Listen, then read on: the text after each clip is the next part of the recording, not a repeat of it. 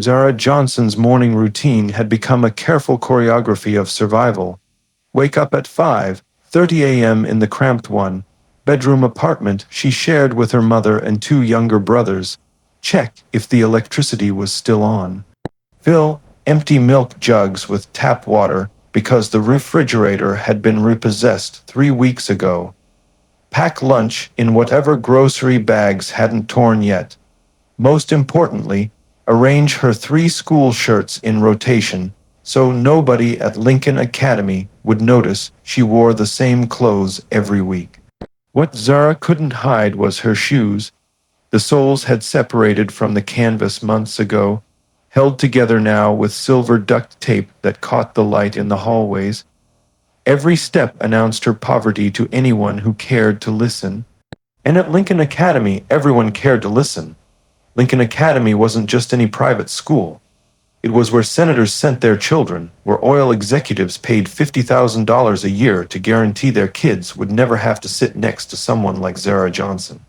The only reason she was there at all was because of a diversity scholarship that the school used to look progressive in their fundraising brochures. She was their token poor kid, their charity case, their reminder that the academy cared about all deserving students. But deserving and belonging were two very different things. Madison Clark had noticed Zara's shoes on the first day of freshman year. Madison, whose father owned 3 luxury car dealerships and whose mother chaired the city's most exclusive country club. Madison, who had never worn the same outfit twice to school and who received a new iPhone every 6 months, whether she needed one or not. To Madison, Zara Johnson represented everything wrong with the school's new inclusive policies. Why should scholarship kids get to attend the same classes, walk the same hallways, breathe the same air as students whose families had actually earned their place? For 2 years, Madison had made Zara's life a careful balance of subtle cruelties. Never anything obvious enough to get reported. Never anything that couldn't be explained away as misunderstanding or just joking around. But the annual spring talent show was different.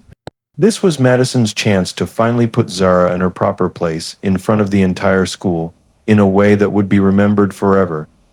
The plan was perfect in its cruelty, and Madison Clark had no idea she was about to orchestrate the most spectacular backfire in Lincoln Academy history. Intro/setup 983 words to understand what happened that April evening. You need to know who Zara Johnson really was beneath the poverty and social isolation. Zara had been singing since she could talk. Not performing or showing off, just singing. In the shower, while walking to school, during the long bus rides across town to reach Lincoln Academy. Music was her escape from the stress of watching her mother, Carmen, work 3 jobs to keep their family afloat. Carmen Johnson cleaned office buildings from midnight to 6 a.m., worked retail at a discount store from 8 a.m. to 4 p.m., then delivered food for a local restaurant until 11 p.m. She fell asleep each night with her work uniform still on, too exhausted to change clothes. Zara had learned not to ask for things, not for new clothes when hers wore out, not for school supplies when the list came home, not for lunch money when her stomach growled in third period. She had learned that wanting things only added to her mother's burden of guilt and exhaustion. But she had never learned to stop singing. Her voice was her secret. In their tiny apartment with thin walls, she sang quietly so the neighbors wouldn't complain. At school, she hummed under her breath during boring classes. Only when she was completely alone walking through the park after school or sitting on the apartment building's fire escape did she let her voice free. What Zara didn't know was that her voice was extraordinary. Not just good or even very good, but the kind of raw, powerful instrument that music industry scouts spent years searching for. The kind of voice that could stop traffic, fill stadiums, make grown adults weep with its beauty. She didn't know because no one had ever heard her really sing. Lincoln Academy's social hierarchy was as rigid as any caste system. At the top were students like Madison Clark, whose families appeared in the society pages and donated buildings to the school. Below them were the merely wealthy kids whose parents were successful lawyers or doctors but hadn't achieved true elite status. At the very bottom, isolated and ignored, was Zara Johnson. Madison's crew consisted of 5 other girls from families that measured their wealth in generations rather than dollars. Ashley Morrison, whose great-grandfather had founded the city's largest bank. Brittany Wells, whose family owned half the commercial real estate downtown. Chelsea Park, whose mother had been Miss Tennessee before marrying into oil money. These girls had never experienced want, never felt the panic of unpaid bills or empty refrigerators. They saw Zara's poverty as a character flaw, evidence of laziness or poor choices rather than systemic inequality and circumstance. The Spring Talent Show was Lincoln Academy's biggest social event of the year. Students performed everything from classical piano pieces they'd been studying since age 4 to elaborate dance routines choreographed by professional instructors. The audience included parents, faculty, and local dignitaries who used the event for networking and social positioning. Most importantly, it was filmed and live streamed to alumni around the world, making it the perfect stage for public humiliation.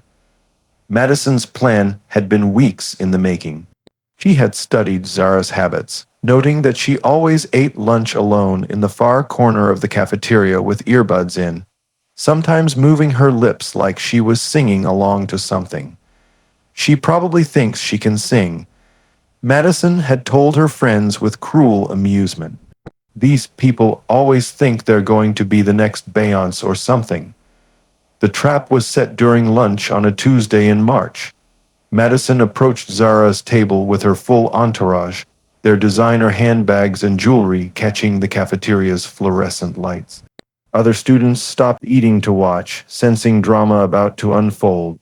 Zara, Madison said sweetly, her voice carrying just enough volume to attract attention from nearby tables.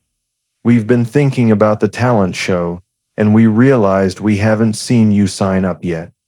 Zara looked up from her peanut butter sand, which the same lunch she brought every day because it was cheap and filling. She was confused by the sudden attention from girls who had never spoken to her before. "Oh, I'm not. I don't really perform," Zara said quietly, already sensing this conversation was heading somewhere dangerous. "But you're always listening to music."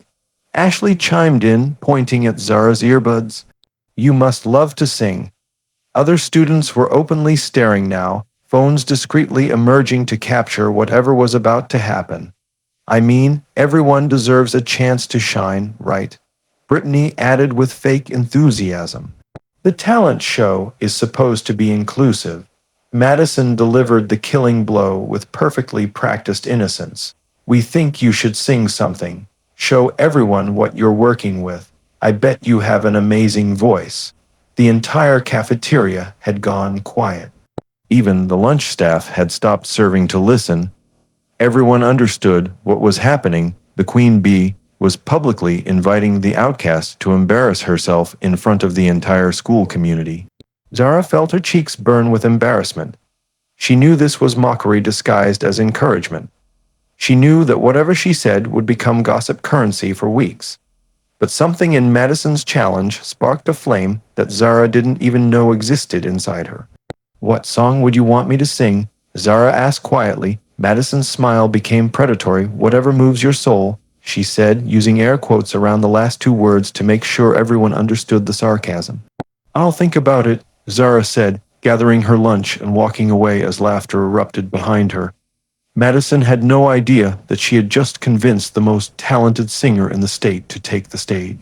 Word spread through Lincoln Academy like wildfire. The scholarship girl was going to sing at the talent show. Social media exploded with cruel anticipation.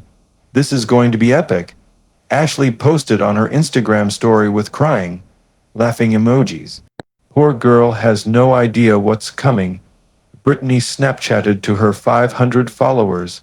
Someone needs to record this from multiple angles. Chelsea texted in their group chat. For Madison, it was better than Christmas morning. She had successfully manipulated Zara into public suicide. The performance would be so embarrassing that even the faculty would feel sorry for her. It would cement Zara's place as the school's biggest joke and prove once and for all that scholarship kids didn't belong at Lincoln Academy. But Zara wasn't thinking about social suicide or public embarrassment. For the first time in her life, she was thinking about letting people hear her voice. That night, she sat on the fire escape outside their apartment window and considered what song would best represent who she really was. Not the poor girl in taped shoes, not the charity case eating lunch alone, but the dreamer who sang herself to sleep every night with melodies that came from somewhere deeper than conscious thought. Her mother found her there at 11 p.m., still in her work uniform from the restaurant. "Baby, you should be sleeping," Carmen said, settling beside her daughter on the narrow metal grating. "Mama," Zara said softly, "if you could tell the whole world one thing about who we are, what would you say?" Carmen studied her daughter's face in the dim streetlight. "I'd tell them we survive, we bend but we don't break, and we're stronger than anyone who's never had to choose between electricity and groceries." Zara nodded. She knew what song she was going to sing. The talent show was scheduled for Friday evening in Lincoln Academy's main auditorium. The space could hold 800 people and featured professional lighting and sound equipment donated by parents in the entertainment industry. As the day approached, anticipation reached fever pitch. Students who had never attended the talent show before were buying tickets. Parents were rearranging schedules. Faculty members were quietly preparing for damage control. Madison spent the week ensuring maximum audience for Zara's humiliation. She personally invited local Instagram influencers who followed Lincoln Academy social drama. She made sure the school's professional videographer would capture every angle. She even convinced her father to attend, telling him there would be memorable entertainment that would make for good family stories later. Zara spent the week practicing in the only place she could be completely alone, the abandoned music room in Lincoln Academy's basement. The piano was out of tune and several keys stuck, but it was enough to work through the arrangement she had been crafting.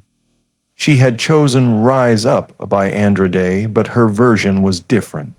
Slower at first, more vulnerable, building to something that felt less like performance and more like prayer. What Zara didn't know was that Mr. Peterson, the school's music teacher, had been staying late all week grading papers in his office directly above the abandoned music room. He had been hearing fragments of her practice sessions through the old building's thin floors. On Wednesday night, he heard enough to make him stop grading entirely. On Thursday night, he heard enough to call his wife and tell her to clear her Friday evening schedule. On Friday afternoon, he heard enough to know that Lincoln Academy was about to witness something unprecedented. The talent show began at 7 p.m. with the usual parade of privilege. At 12-year-old played Chopin on a Steinway grand piano that cost more than most people's cars. Twin sisters performed a dance routine that had clearly required months of professional choreography. A sophomore played violin accompanied by a string quartet composed of faculty members. Each performance was polished, expensive, and perfectly executed. The audience applauded appropriately, parents recorded proudly, and Madison grew more excited as the evening progressed toward its climactic moment of cruelty. Zara was scheduled to perform 23rd out of 24 acts. By design, Madison had specifically requested that Zara perform near the end so the largest possible audience would witness her failure. As the evening progressed, Zara sat in the back of the auditorium watching her classmates showcase talents that money could buy. Private lessons, professional instruments, custom arrangements, designer costumes, everything that had been impossible for her family to afford. But with each performance, instead of feeling intimidated, Zara felt something else growing inside her chest. Not confidence exactly, but recognition. Recognition that what she carried inside her couldn't be bought or taught or inherited.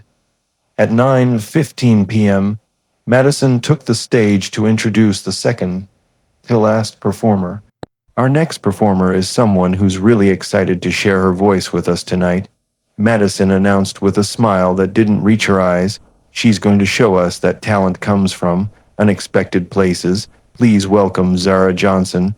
The applause was polite but scattered. Most of the audience was checking their phones or preparing to leave. Several students were already holding up phones to record what they expected would be a viral moment of second-hand embarrassment. Zara walked onto the stage wearing the same dress she wore to every school formal event, a simple black dress from a thrift store that her mother had altered to fit properly.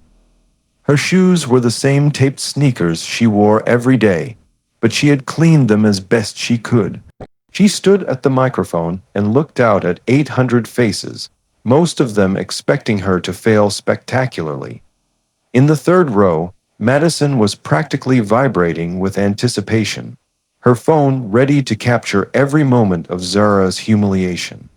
In the back corner, Mr. Peterson held his breath.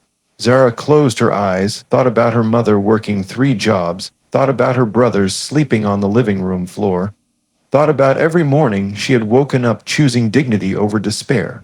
And then she opened her mouth. The first note that emerged was so pure, so unexpected, so absolutely perfect that conversation stopped mid-sentence throughout the auditorium.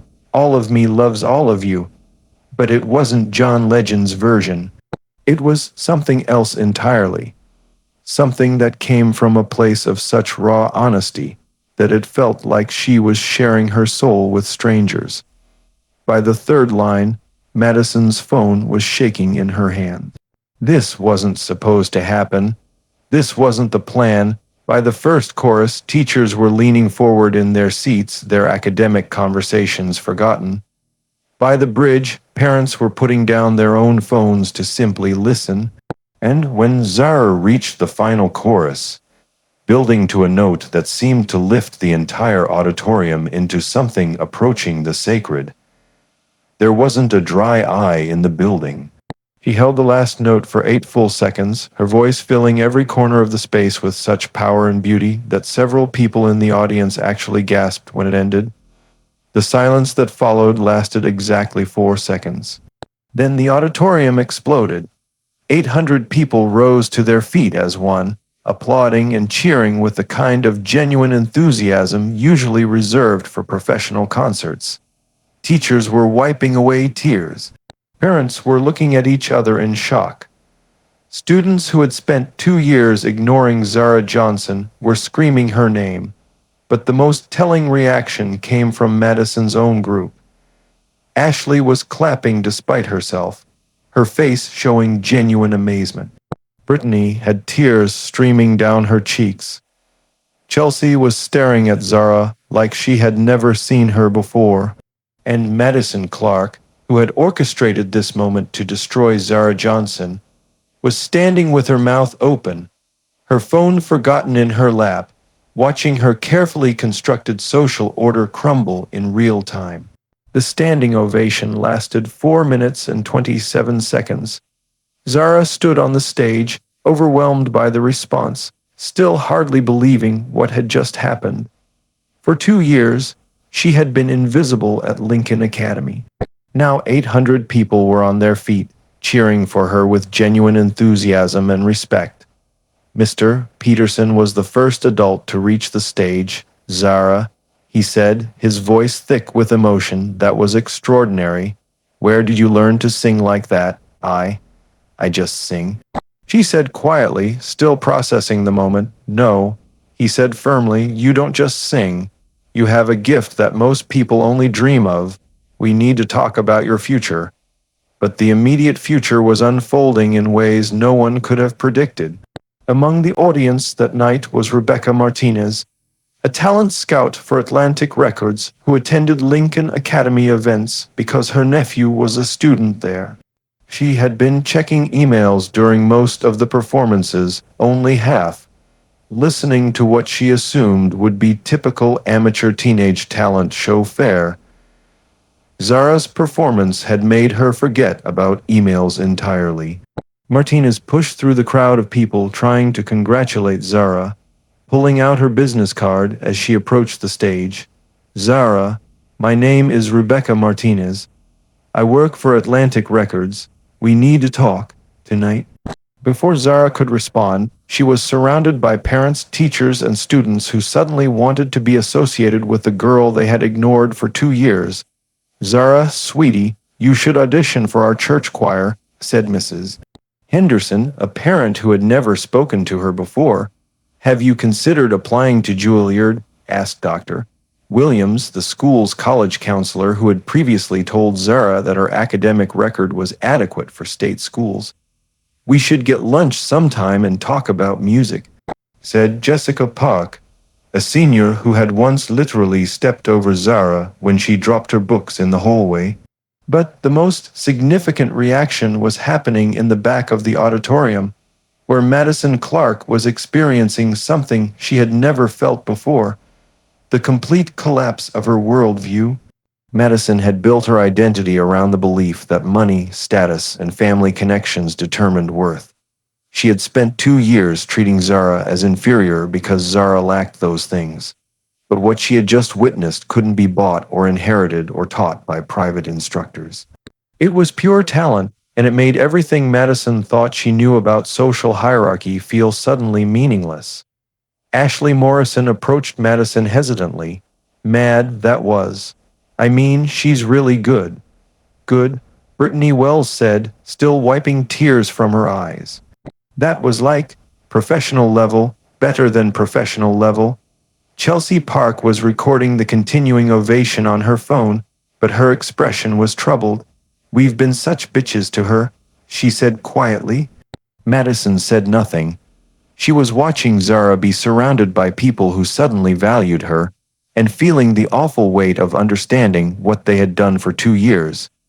Within hours, cell phone videos of Zara's performance were spreading across social media platforms. The quality wasn't professional, but the raw power of her voice translated even through shaky phone recordings and poor audio. By midnight, #Zara Johnson was trending locally on Twitter. By morning, the videos had been shared thousands of times across Instagram, TikTok, and Facebook. By Sunday afternoon, they had gone viral nationally. The transformation was immediate and overwhelming.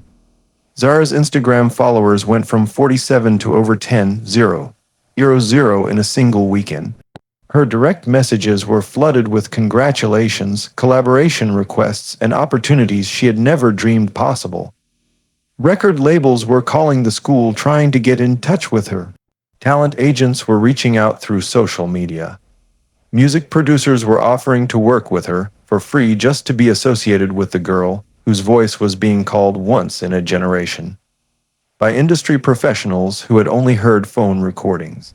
But the most meaningful call came Monday morning from Carmen Johnson's manager at the discount store, where she worked retail. Carmen, I don't know what your daughter did this weekend, but my wife saw some video online and said I needed to give you time off to handle whatever opportunities are coming your way. Take the week, with pay, and good luck. Carmen had worked retail for 6 years and had never been offered a paid week off for any reason. The impact at Lincoln Academy was seismic. Students who had never acknowledged Zara's existence were suddenly trying to claim friendship with her. Teachers who had seen her as just another scholarship case were reevaluating their assumptions about potential and worth. Madison Clark was absent Monday and Tuesday, claiming illness. But Chelsea Park visited her house Tuesday evening and found her crying in her room, watching Zara's performance on repeat. I can't stop thinking about how we treated her, Madison said through tears. We were so cruel, and she's amazing. We're the ones who should be embarrassed. Wednesday morning, Madison did something she had never done in her life. She approached someone she considered socially beneath her and apologized. She found Zara at her usual lunch table, though now Zara was surrounded by students eager to be associated with Lincoln Academy's newest celebrity. Zara, Madison said, her voice shaking slightly, "Could I talk to you privately for a minute?" The table went quiet. Everyone understood the significance of Madison Clark asking for a private audience with someone she had spent 2 years tormenting. Zara looked at Madison with curiosity rather than anger. Sure. They walked to an empty corner of the cafeteria, away from the phones and curious stares. "I owe you an apology," Madison began, the words feeling foreign in her mouth. "The way I've treated you. The way we set up that talent show thing. It was cruel, it was wrong, and I'm ashamed of myself." Zara studied Madison's face, looking for signs of insincerity or manipulation. What she saw instead was genuine remorse and something she recognized as the same vulnerability she had felt every day for 2 years. "Madison," Zara said softly, "I forgive you." The simple grace of that response broke something open in Madison that had been hardened by privilege and prejudice. "How?" Madison asked, tears starting to form. "How can you forgive me after everything?" "Because holding on to anger would just make me someone I don't want to be," Zara replied, "and because I think maybe you learned something." Madison nodded, unable to speak. "Besides," Zara added with a small smile, "if you hadn't dared me to sing, none of this would have happened. So in a weird way, thank you." The conversation lasted 10 more minutes, but it changed both of their lives forever.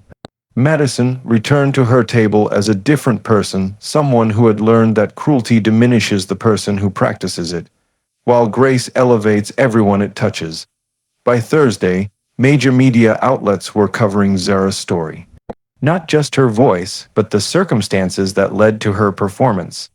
The narrative of a poor scholarship student shocking her privileged classmates resonated with millions of people who had felt underestimated or overlooked. Ellen DeGeneres' producers called Friday morning, inviting Zara to appear on the show. The Tonight Show called Friday afternoon. Good Morning America called Friday evening. But the call that meant the most came Saturday morning from her mother's phone while Zara was still sleeping. "Baby," Carmen said, shaking her daughter gently awake, "there's someone on the phone who says he's from the Ellen show, and he wants to fly us both to Los Angeles this week." Zara sat up, still processing everything that had happened since Friday night. "Mama," she said quietly, "I think our life just changed." Carmen Johnson, who had spent years working 3 jobs to keep her family afloat, who had watched her brilliant daughter endure social isolation and subtle cruelty, who had never imagined that their circumstances could improve dramatically overnight, looked at her 15-year-old daughter and felt something she hadn't experienced in years, hope. 6 months later, Zara Johnson signed a recording contract with Atlantic Records worth $2.3 million.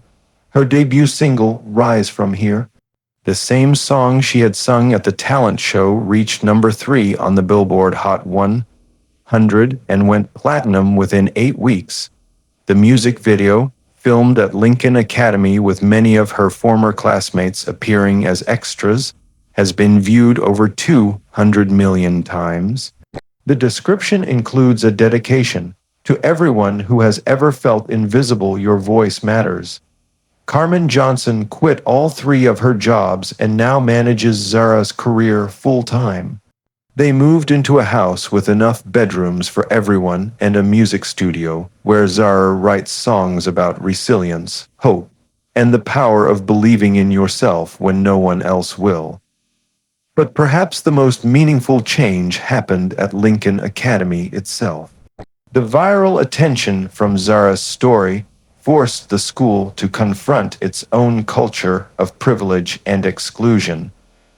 The administration implemented new programs focused on inclusion and social awareness. They established a scholarship fund specifically for students from low-income families, ensuring that future Zara Johnsons wouldn't feel isolated or different. Madison Clark transferred to a public school the following year, saying she wanted to be in an environment where she could learn about the real world instead of being sheltered from it. She and Zara became genuine friends, bonding over their shared understanding that authentic worth comes from character, not circumstances. Mr. Peterson was promoted to head of the music department and now teaches a class called Music as Social Justice, where students learn about artists who have used their voices to challenge inequality and inspire change. The abandoned music room where Zara practiced has been renovated and renamed the Zara Johnson Practice Studio. A plaque by the door reads, "Dedicated to the power of hidden talents and the courage to share them with the world." Rebecca Martinez, the talent scout who discovered Zara that night, now works as her producer and says that in 20 years of discovering artists, she has never encountered a voice with more natural power and emotional authenticity. Zara's success opened doors for other scholarship students at Lincoln Academy, who no longer felt like charity cases, but recognized themselves as valuable additions to the school community. The annual Spring Talent Show is now one of the most anticipated events in the city, with professional scouts regularly attending to discover the next hidden gem. But Zara herself remains grounded in the values her mother taught her during those difficult years.